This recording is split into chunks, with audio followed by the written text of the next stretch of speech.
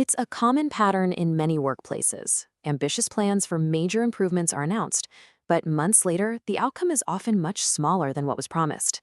The core system remains largely unchanged. And this pattern, well, it isn't an accident. It usually starts in a meeting, right? A team outlines a bold new initiative. It's designed to fundamentally change an existing process, and it promises to bring in all this new efficiency and much better results.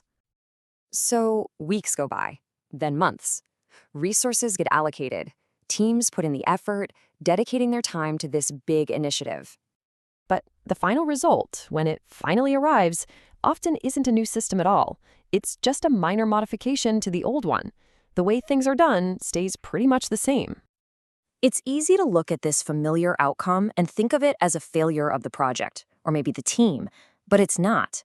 This is actually a predictable result of an organizational system that is structured to value stability above everything else. So the reason this happens lies in the forces that are guiding all the decisions under the surface. And the primary force within most organizations is this deep-seated need for predictable, stable operations. At its core, every single team, every manager, is accountable for delivering consistent results. This need to report on performance creates a really powerful incentive to make sure that whatever they're producing is predictable and reliable. So when success is measured by consistency, any action that has an uncertain outcome is naturally seen as a risk. And because of that, decisions tend to favor the options that are known, that are tested, and that have a very high probability of success. If you look at it from this perspective, a proven process, even if it's not very efficient, carries a really low risk of completely failing. A new idea, on the other hand, no matter how promising it sounds, introduces a high risk of failure and disruption, and that threatens the ability to deliver those measurable results. Within this kind of system, success often gets redefined. It's not so much about achieving major breakthroughs, but more about the absence of major errors. Simply preventing negative outcomes becomes more important than creating exceptionally positive ones. This pressure for stability has a direct impact on the kinds of improvements that actually get approved and implemented. The whole system is basically designed to favor small, incremental changes instead of large, transformative ones. So the preferred way to improve things follows this simple, repeatable cycle. It starts by identifying a small, well-defined problem. Then, a minor, low-cost solution is proposed. That change is then implemented with as little disruption to the existing workflow as possible, and then the cycle just starts all over again. This approach makes sure that the system is always being refined, but it's never really being fundamentally altered. Every step is manageable, it's predictable, and it poses very little threat to the overall stability of operations. Okay, so that focus on small steps explains why things rarely break, but it doesn't quite explain why they rarely get significantly better.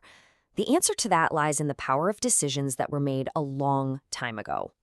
You see, an organization's current process is the result of a long history of choices. An initial decision, once it's made, becomes the foundation for everything that comes after it. Teams get trained on it, software is customized for it, and entire workflows are built around that original process. Over time, the cost and the complexity of changing that foundational choice just grows and grows. The weight of all these past decisions creates a powerful force of inertia. The system isn't just constrained by what's practical today. It's constrained by the entire chain of choices that led up to this very point. And this inertia doesn't just make change difficult. It actually creates an active resistance to any proposal that might threaten the established order. For a system that's optimized for reliability, the greatest danger isn't being inefficient. It's disruption. A large-scale change introduces uncertainty, it requires retraining, and it risks a temporary drop in performance, all of which are seen as pretty significant threats. When people consider a major change, the potential negative consequences, things like project failure or operational chaos, are often given a lot more weight than the potential positive outcomes, like a big increase in efficiency. The known comfort of how things are now just feels safer than the uncertainty of a different future. And as a result, just maintaining the current way of doing things becomes the default path. This preference for the status quo is a totally logical response inside a system that penalizes failure much more than it rewards breakthrough success. So when we combine all of these forces, the need for accountability, the logic of small steps, the weight of past decisions, and this fear of disruption, a really clear picture starts to emerge. And this brings up a different question. Not, why doesn't the system improve faster? But something more like, what is this system actually designed to do in the first place? The system isn't broken. It's functioning exactly as it was designed to. It's just making a fundamental trade-off. It achieves a very high degree of reliability, but it does that at the expense of adaptability. And that's why nothing breaks, but nothing gets significantly better. The entire structure is built to ensure operational stability, and it achieves this by systematically minimizing any large disruptive change.